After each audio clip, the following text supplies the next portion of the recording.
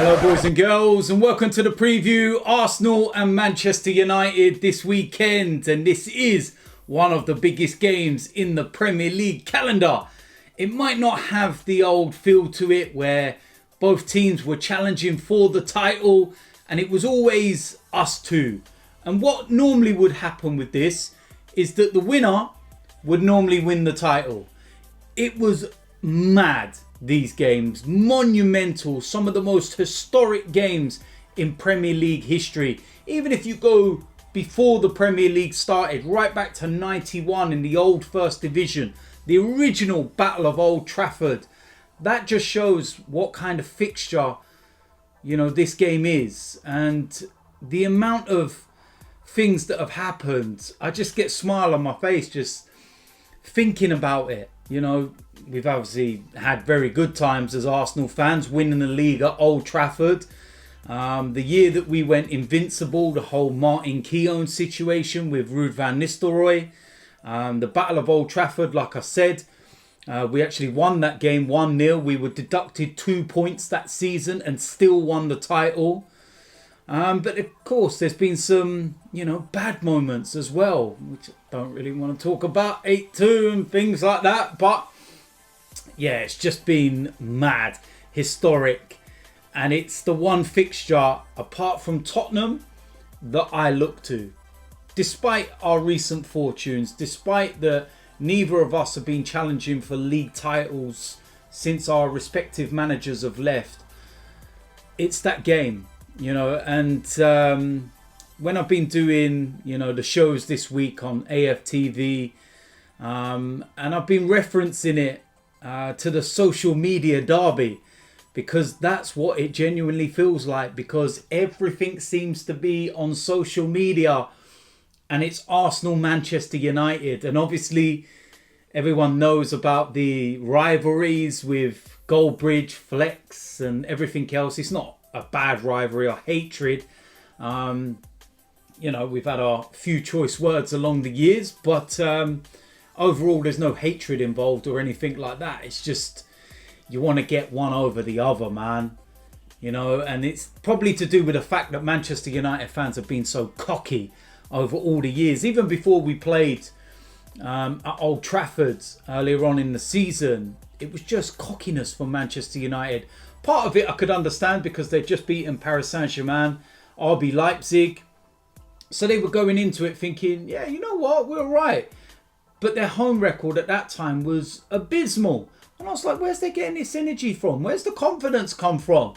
Have some respect. There were Man United fans that were like, yeah, 3-4-0, easy job, light work. So what are you on about? Ain't going to be light work. And, as it turned out, we were really good on that day. And Manchester United are lucky that it was only 1-0.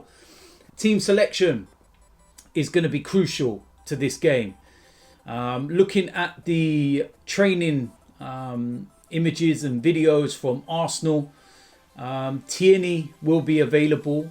Emil Smith-Rowe will be available. Thomas Partey will be available. And Martin Odegaard may well be available. But one player that's not going to be available is Pierre-Emerick Aubameyang. It's been confirmed that he will not be available for this game. Not really a surprise, to be honest with you, given what he's been dealing with the sickness of his mum and the fact that he's only just come back and everything else. And I believe he even had to take a COVID test to be negative before he could even go into training and be in contention. And it's just too short a space of time. And yeah, we're going to have to do the job without him, and we're going to have to go and do the job for him and get the victory. As our captain, we're going to have to lead by example while he's not there. And I can't wait for this game. I genuinely cannot wait. I honestly thought that Manchester United were going to be coming into this game top of the table, playing Sheffield United in midweek, and they lost. And I'm just shocked that they did. And we've got to exploit those weaknesses. We've got to exploit the areas, where Manchester United are vulnerable. And what's normally happened under Ole Gunnar Solskjaer is that he had a period when he first came in, 3 months or so, where he was unbelievable. And that is ultimately what got him the job on a full-time basis. And then they lost the game and they never recovered, and it kind of went downhill. And then you had another period where Manchester United, went on this brilliant run, and then they lost the game and they went on a bad run again. And they've just been on a brilliant run again, and they've just lost the game. So will Manchester United be able to, buck the trend and actually perform after losing and not go on a downward spiral? Hopefully it's the downward spiral, because we need to win this game. It's as simple as that. We're 3 points behind Spurs. The fact that they're playing after us means that we could go level on points with Spurs.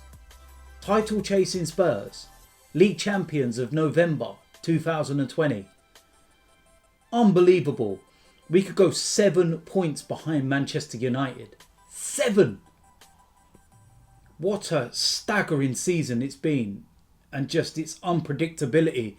And our record at the Emirates against Manchester United is very, very good.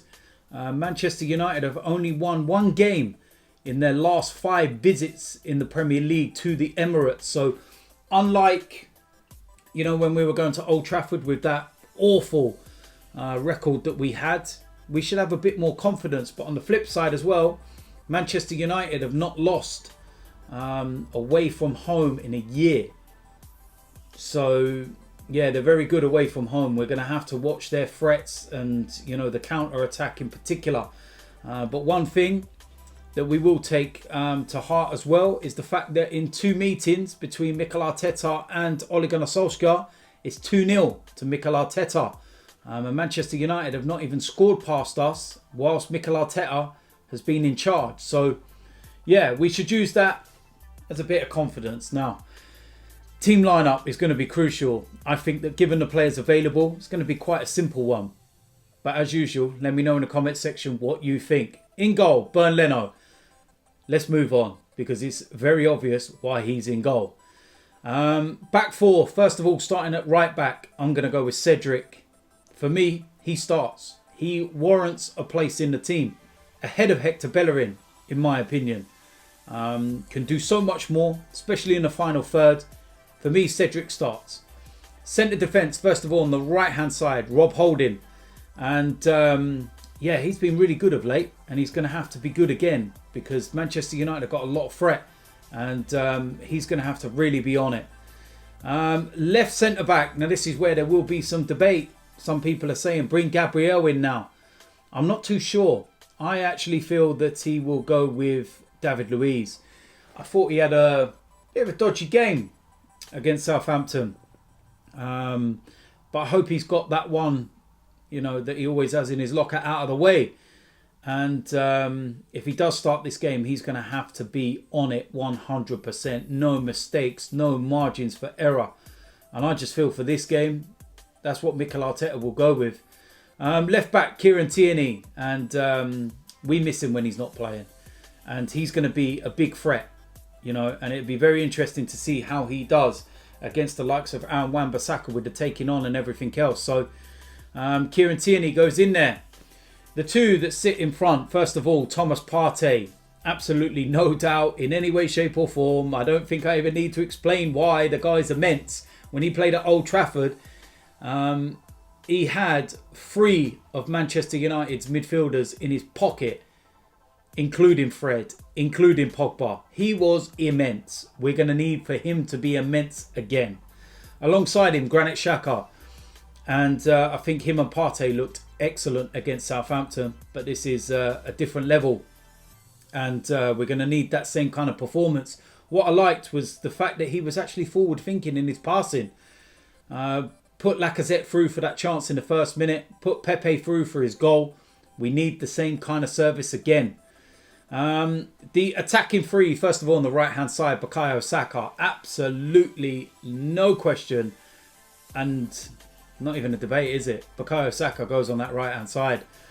In the middle, the number 10, Emil Smith-Rowe. Again, not debatable. I think maybe once he gets up to speed of things, Martin Odegaard will be pushing for that area. But at the moment, Emil Smith-Rowe keeps his place and he deserves it. So pretty straightforward for me. On the left of that three, I'm going to go with Nicola Pepe. There would be some calls for Martinelli, but I don't think he's quite there yet in terms of his fitness and everything else. And Pepe's performance was that good against Southampton. He deserves another opportunity. And last year against Manchester United at the Emirates, he was immense. He was excellent. He played on the opposite side and had Luke Shaw on toast. But we're going to need the same again. And I think him and Tierney could be a very, very interesting matchup down that left-hand side. And you've got to remember, we've not actually seen them down that left-hand side together yet. Because Tierney was not playing in the cup game, nor the league game against Southampton when Pepe was playing there. So that's something I'm really looking forward to seeing. Up front, main striker Alexandre Lacazette takes care of itself. Scoring goals, but he needs to be clinical. And if he gets a chance like he did in the first minute against Southampton, he's going to need to take it. Because against Manchester United, you may not get another. Depends which defensive unit turns up for Manchester United.